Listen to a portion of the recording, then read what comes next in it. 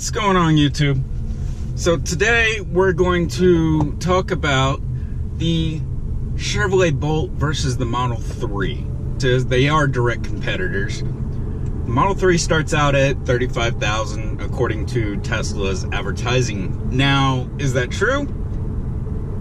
Yeah and no.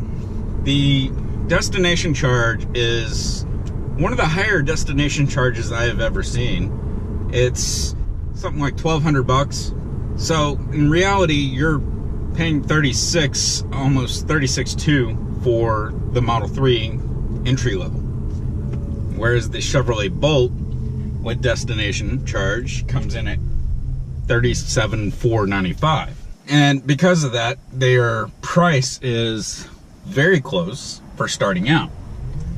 The biggest difference with the Model 3 and the Chevrolet Bolt in that sense is the fact that you can actually option out the Model 3 to over 50 grand.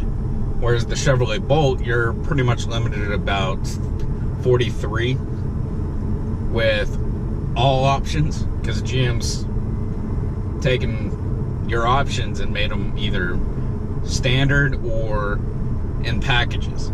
So you have to pretty much buy a ton of things at once in one package.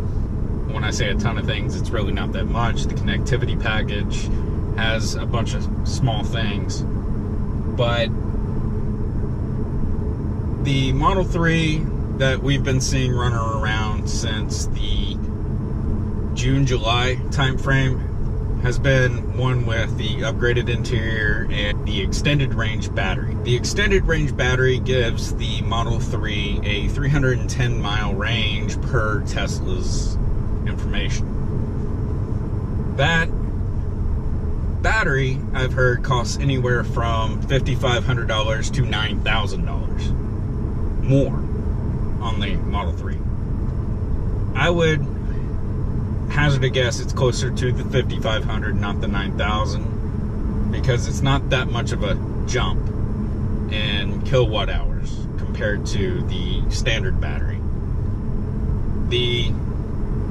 If we were talking that it's $36,200 with destination charge, then you're still looking at 41 just with the battery increase.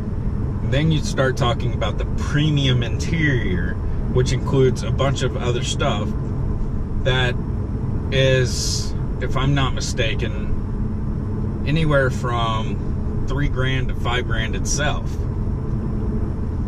So you start adding all these other features in, and it actually starts becoming more of a luxury vehicle and over 50 grand. I mean, you don't even get autopilot with the entry Model 3, which that's something that a lot of people tout as one of the good things about the Model 3 over the Chevrolet Bolt. But at the same price range, you don't get it. It's just regular cruise control with lane assist, which you can get in the connectivity package with the Chevrolet Bolt. The Chevrolet Bolt is rated at 238 miles EPA, whereas the standard battery on the Model 3 is 220 miles. That's not to say that you can't get more mileage or less mileage. It all is based on your driving and the terrain and weather, and yeah, a lot of factors go into and your actual range. But being that they're very close in EPA rating, that I would say they're on par with each other. The one advantage that the Tesla does have is access to the Tesla supercharging network, but you have to pay per kilowatt accessing it. I've heard rumors that when you purchase your Model 3, you can add in the free charging, but pretty much you're prepaying for the life of the car. It all really depends on how much driving you plan to do and how much charging you're going to do on the supercharging network, if that would actually work out in your favor or Tesla's favor. But with that, the Tesla has adapters to use standard plugs also.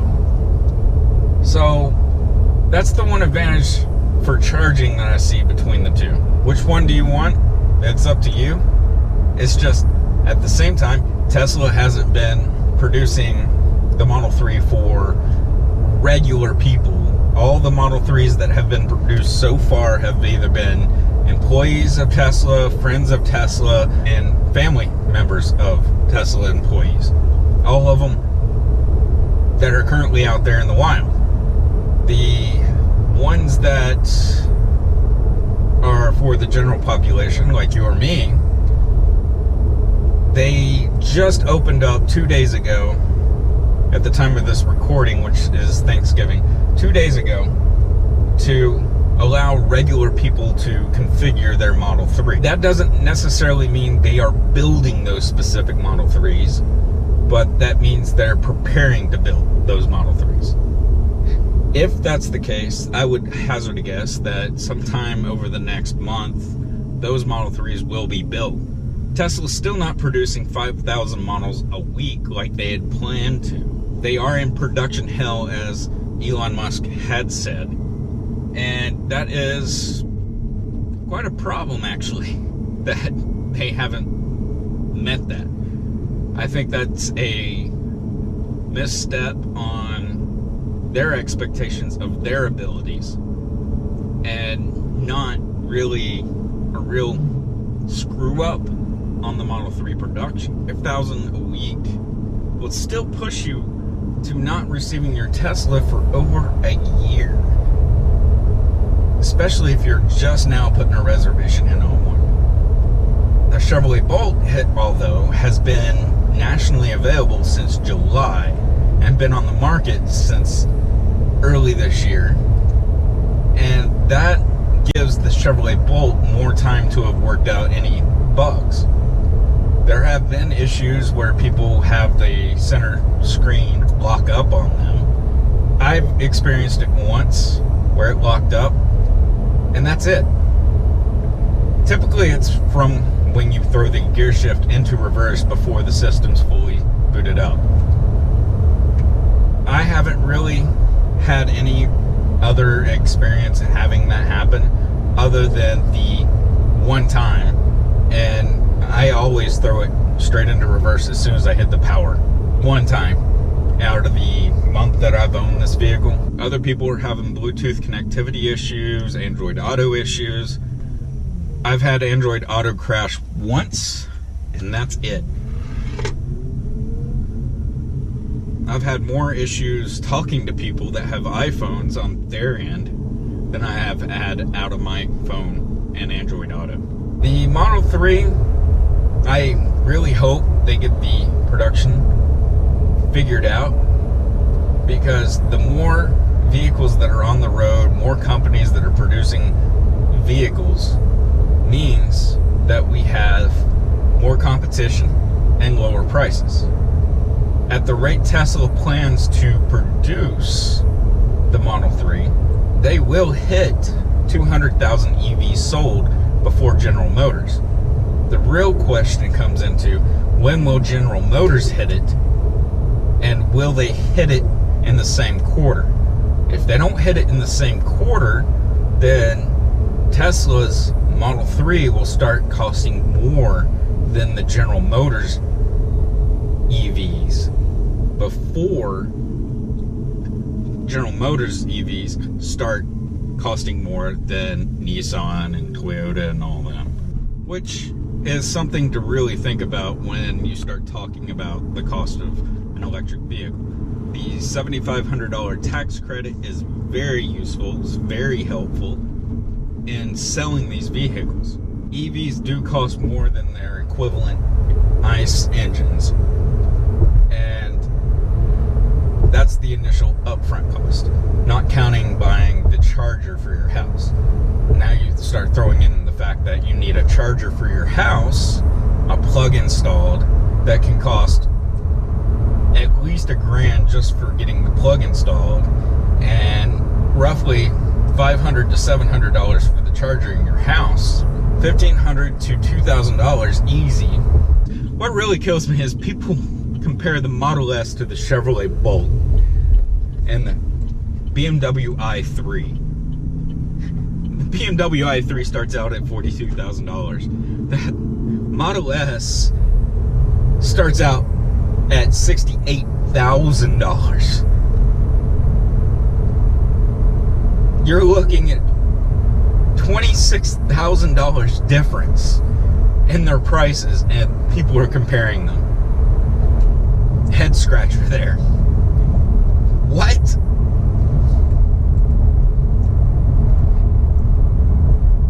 For $26,000 more, you better get a whole lot more car. But that's why the Model 3 is one of those that benefit Tesla. It will actually benefit the Chevrolet Bolt for more competition. General Motors will have to lower its prices on its EVs to keep selling them. They will also have to lower their production costs because, yes, LG Chem makes the Chevrolet Bolt's battery, and my understanding is they're currently building a battery factory here in the States to help lower the cost for GM. GM can keep up with Tesla and actually surpass Tesla in a lot of things. Tesla only proved that there is a market for electric vehicles, a true legitimate market for electric vehicles. Once the big three really start buying in to electric vehicles, Tesla, I hope, sticks around, but it's not looking good. Especially since GM put the Bolt out 9 months before the Model 3 really hit the market for the average consumer.